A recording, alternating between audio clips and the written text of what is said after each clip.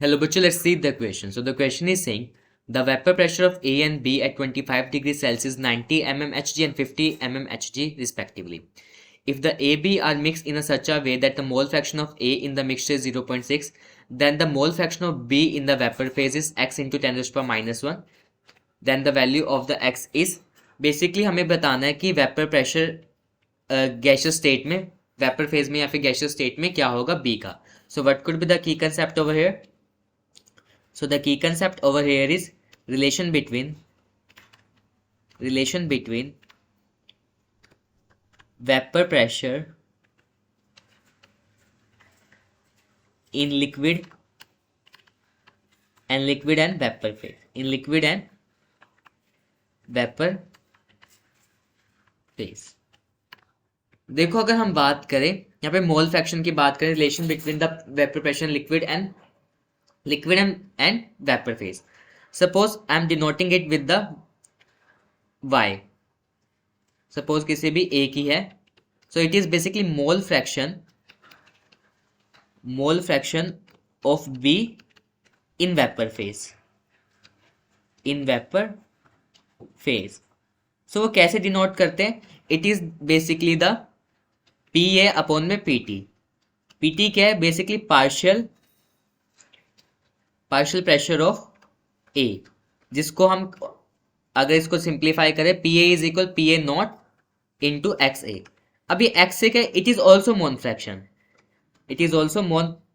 But in liquid phase.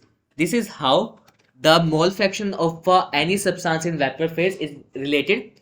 सो उसी substance का हम पार्शियल प्रेशर को डिवाइड कर देंगे टोटल प्रेशर से. So we will get the mole fraction of any substance in the vapour phase.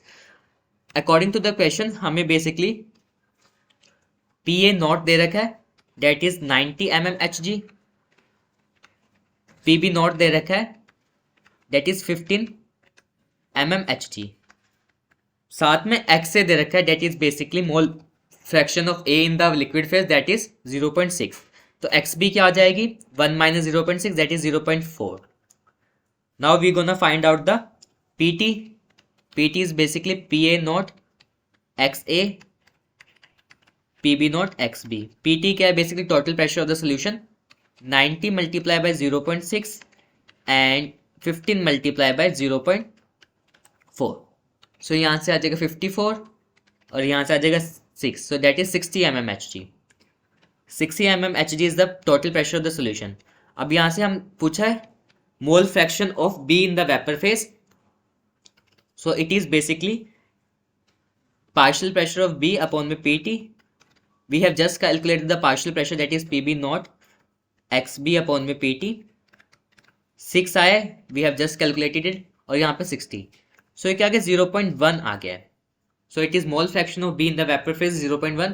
अब according to the question इसको 10 raised to power 10 से डिवाइड कर देता हूँ, 10 से ही मल्टीप्लाई कर देता हूँ. सो ऊपर वाला मल्टीप्लाई होगा जब 0.1 को मल्टीप्लाई करेंगे 10 से तो 1 आ जाएगा, और नीचे वाला 10 ऊपर चला जाएगा तो 10 raised to power minus 1. So in the terms x की वैल्यू क्या आ जाएगी? So the value of x is 1. The mole fraction of B in the vapour phase 1 into 10 raised to power minus 1 and the value of x is 1. Hope this is clear to you. Thank you so much.